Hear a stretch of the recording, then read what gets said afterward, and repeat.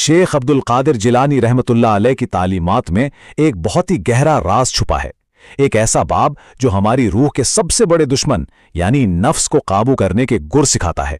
तो चलें आज उनकी रोशनी में नफ्स की असलियत, इसके धोखे और इसे तोड़ने का असल तरीका क्या है उसे समझने की कोशिश करते हैं। कभी सोचा है कि हमारी असल लड़ाई बाहर की दुनिया से नहीं बल्कि हमारे अपने ही अंदर किसी अनदेखी ताकत से है।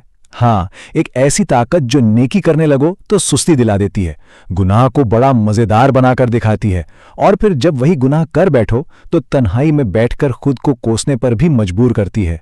यही है वो अंदर की ताकत जिसे हम नफ्स कहते हैं। और यह समझना बहुत जरूरी है कि ये कोई अलग मखलूक या शैतान नहीं है। ये तो हमारी अपनी ख्वाहिशात, हमारी पक्की आदतें और हमारी मैं यानी हमारी अना का एक मजमुआ है। ये सीधा सीधा हुक्म नहीं देता, नहीं, बल्कि एक शातिर खिलाड़ी की तरह धीरे धीरे हमारे फैसलों पर कब्जा जमा लेता है।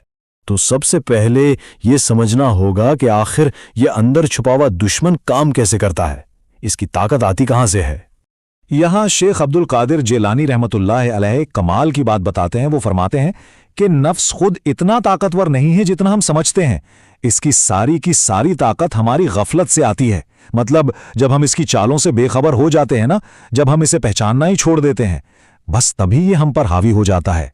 चलें अब जरा नफ्स के इन चंद खतरनाक और आम धोखेबाजियों को पहचानते हैं जिन्हें यह हमारे खिलाफ एक हथियार की तरह इस्तेमाल करता है। इसकी सबसे पहली और सबसे मीठी सरगोशी पता क्या होती है? अरे अभी तो बहुत वक्त है, बाद में तौबा कर लेना।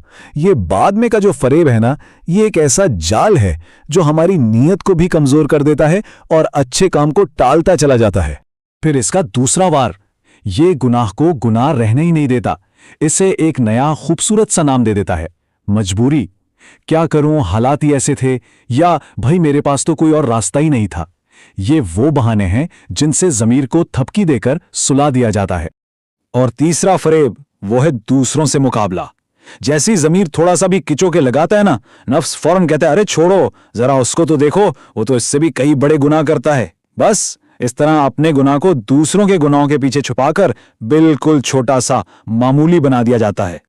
लेकिन सुने, नफ्स का सबसे खतरनाक धोखा वो है जब ये नेकी और इबादत को ही अपनी ग़िज़ा बना लेता है। जब कोई अपनी नमाजों पर, अपने रोज़ों पर या अपने इल्म पर फ़ख्र करने लगे और दूसरों को खुद से कमतर समझने लगे, तो ये इबादत रूह को साफ करने के बजाय नफ्स को और ज़्यादा मोटा और ताकतवर बना देती है। यही वो पॉइंट है जहां नेकी तकब्बुर में बदल जाती है। तो पता कैसे चलेगा कि नफ्स मजबूत हो रहा है? उसकी कुछ खामोश निशानियां हैं, जैसे जब नसीहत कड़वी लगने लगे, जब ये लगने लगे कि भाई मुझे सब पता है, मुझे किसी की गाइडेंस की जरूरत नहीं, जब दिल में ये ख्वाहिश जागे कि लोग मेरी तारीफ करें, मेरी वाह वाह हो, और जब कोई सच्ची बात सामने आ भी जाए तब भी अपनी ही बात पर अड़े रहना। बस ये सारे सिग्नल हैं कि नफ्स अब कंट्रोल संभाल रहा है। तो सवाल ये पैदा होता है कि इस ताकतवर दुश्मन के खिलाफ हमारा असल हथियार क्या है। यहाँ शेख अब्दुल कादिर जिलानी रहमतुल्लाह अलैह एक ऐसा रास्ता बताते हैं जो शायद हमारी आम सोच से बिल्कुल हटकर है। जरा सोचिए तो, वो कौन सी एक चीज हो सकती है जिससे नफ्स सबसे ज्यादा नफरत करता है? वो कौन सा एहसास है जो उसकी जड़ें हिलाकर रख देता है? वो चीज है रूहानी जिल्लत। अब इसका मतलब लोगों के सामने बेइज्जत होना नहीं है, नहीं, बल्कि इसका मतलब है अल्लाह के सामने अपनी असलियत को पहचान लेना। ये दिल से मान लेना कि मेरा इल्म, मेरी इबादत, मेरी नेकी सब कुछ अल्लाह की देन है, मेरा अपना तो कुछ भी नहीं। जिस लम्हे कोई अपनी हैसियत को अल्लाह के सामने सिफर समझ लेता है ना, उसी लम्हे नफ्स की सारी ऊंची इमारत धड़ाम से नीचे आ गिरती है।